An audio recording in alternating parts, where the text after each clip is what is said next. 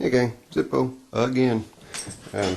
Sunday, really throwing out some videos tonight. I want to do a couple shout outs, and I've had a lot of requests since I showed one of my canes. I've had a lot of requests, people who have wanted to see some of the canes that I've made. So after taking a sip of my Diet Coke, we'll get to it. Now, the first ones I'm going to show you guys are ones that have been... Here, you guys got to see this. This is funny. Look at my dog. He's checking out the antlers. You going to eat those? Rube? Rube? You going to eat those? You use them as a chew toy? Huh? Well, do something besides stand there.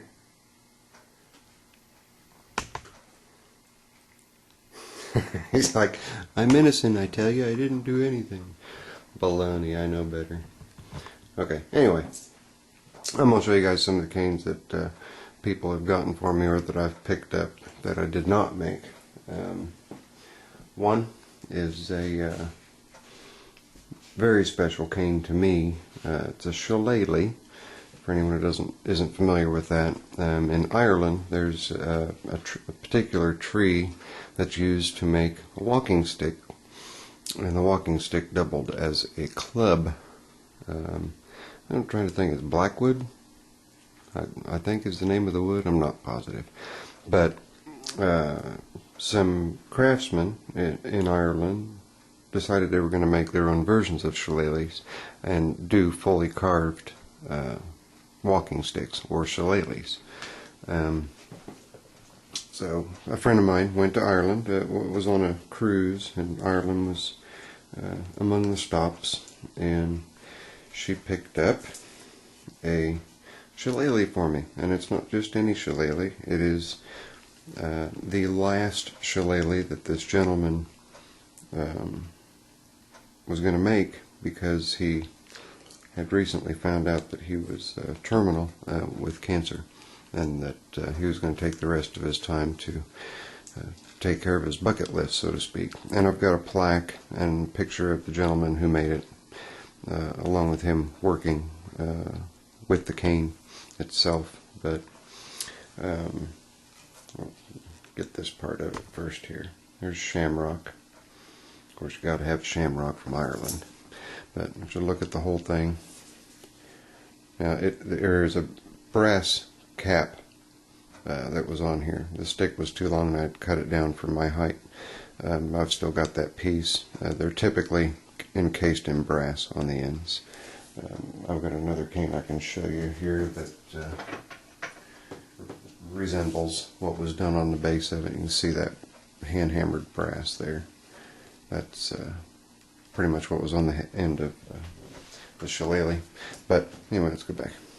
Keep from making this a super long video. But all hand carved.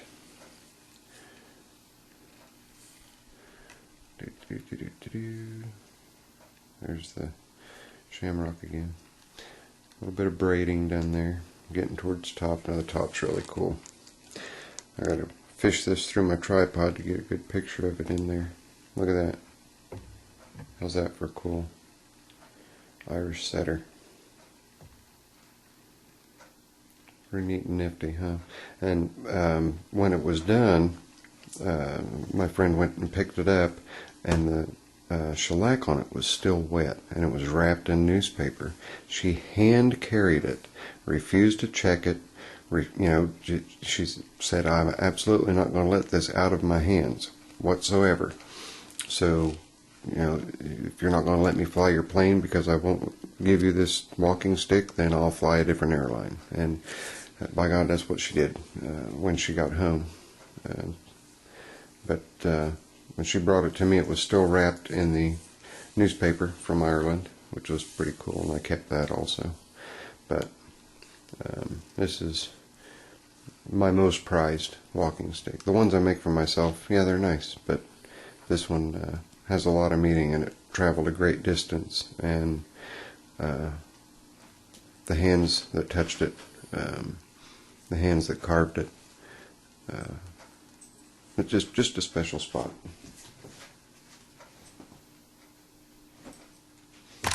Sorry, my dog was trying to knock over his food bowl. He likes to do that to me. Okay, that's the shillelagh. And the one that I showed you guys the brass end on, I can pop this off here so you can see. It was used quite a bit. See, the wood's wore out. The brass is flared here at the end. Ribbon, you're going to knock your food over. So, and I'm not sure what the name of this wood is, but as you can see, it has its own distinct pattern to it. It's kind of neat. And this was steam molded, so it was heated up. And when I got it, it had white paint in all the cracks. There was it was just a mess. But this was actually found in the attic of a house that my uncle bought here about a year and a half ago. And that he said, "I don't want this ugly thing, and I know that you need to use a cane. Do you want it?" I said, "Sure." So I took it and cleaned it up, and that's what I wound up with.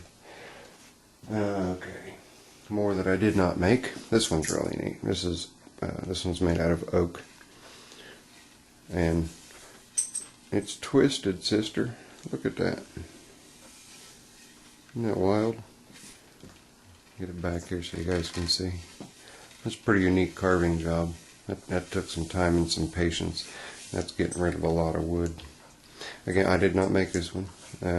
I have plans of trying to mimic that to see how it comes out. But there's another one.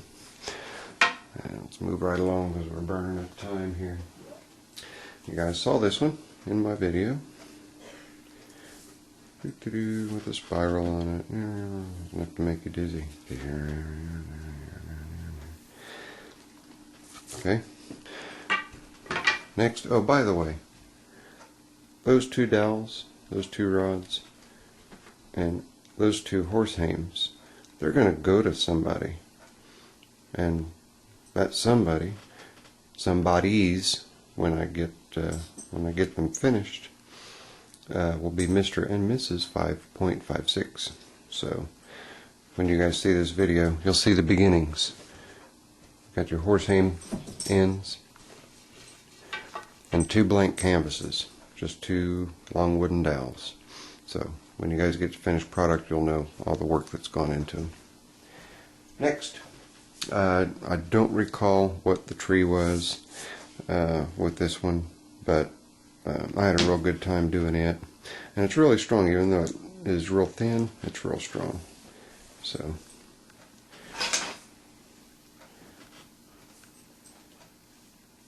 you see, I just smoothed everything over where the branches were. Just smoothed it all over, and then at the top, what you guys see here, I signed my name into the wood.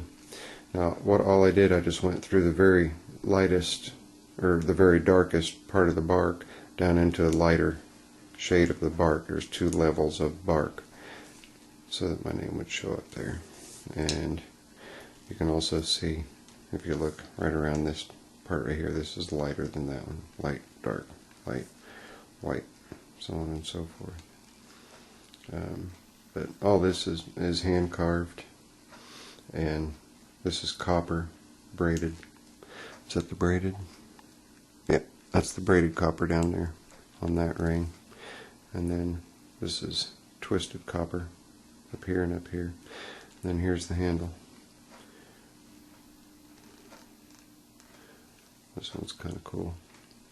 And this one gets a lot of attention when I'm out and about. Well, I'm almost up to 10 minutes. I'm not moving real fast at all with my canes, am I? That's alright. If you don't want to watch, don't watch. If I'm talking monotone, Bueller, Bueller, get over it. Okay, another one that I made. This one's I'm the crooked little man. You guys have heard of the crooked little man with the crooked little hat and the crooked little house? Well, you got to have a crooked little cane, right? Well, here it is. Almost looks like a Yoda cane for those of you Star Wars fanatics. Okay, here we go. Ready? Look at the strange and crazy twists and turns this thing makes. Woo! It's pretty wild, isn't it? Get it. Stand back a little bit so you guys can see. Isn't that bizarre? This type of wood is called Contordia. It's a very lightweight wood, but it's very, very strong. I've used this cane for a couple of years, and it's just tough as nails. And this is where I cut this piece off to mate to the handle here, so you guys can see that the crooked stays with the entire cane. The entire length of it is just crooked and crazy. That was a fun one to make, and I didn't want to carve this one. I just wanted this one to just to be natural, so I shaved the bark. So there's that. 11 minutes. Blah blah blah blah blah. Quit talking, Sean. Okay, this was my grandfather's cane. Nothing fancy, just a regular ordinary store-bought bentwood cane. I've done absolutely nothing to it, not even replaced the worn rubber checked grip or tip. That's that. And Ben, this one's similar, just only in form to yours. This is made out of oak, and it's been shellacked. And this one has a brass horse hame on it with the doorknob style instead of just the ball like yours has. But this is the one that I use the most. Good and sturdy. This end piece here weighs 2.5 pounds. That's 2.5 pounds of brass. So there's that. Now we've just got two more that I've got up here. I've got some more out in the shop, but what I've got here will have to suffice for now. Okay, this one. This is really cool. Ready? It's like, whoa, check that out. What is that? This is called an end run cane. Glass blowers, at the end of the day, with the whatever glass they had left over, they would take that glass and pull it, twist it, and braid it, and just make a cane. So hence the name end run cane. And this particular one, you can't see it very well. Get a flashlight, it might help you see it. Has blue striations going through it. I'm going to turn the light out here. Has blue striations going through it, which are really neat. If I hit the end of it, end of the flashlight, you guys can see how that fluoresces. It goes right clear on down to the tip.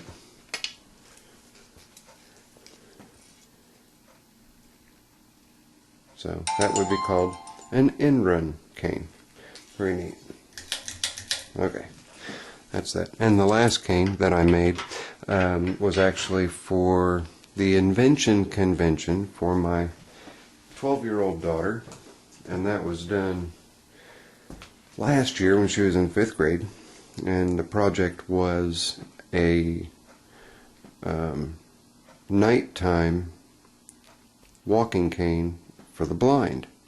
So I ordered a piece of acrylic offline, and this is a 7/8 inch piece of acrylic, and I heated it up and made the loop. And the whole idea was this cane has a photocell, so that when it gets dark there's a LED light that automatically comes on, and there are parts, you can't see it here, but there are parts of the cane that have been bead blasted, so that when the cane lights up at night, and it lights up automatically, and it gives an audible beep when the batteries are getting low to let the blind person know they need to change batteries. And it also has a reverse polarity warning signal in case they put the batteries in backwards, so they'll know that. But anyway, this cane, when it lights up, it shows a band at the bottom and a long wide band going across the top rib of it. And lights up pretty neat. I'll see if I can get it to light up here. I don't know how well it will, but we'll try it.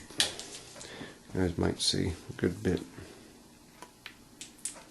Yeah, you can see it. You can see that stripe right there in the middle. And you get down, the whole end of it lights up. And look how bright.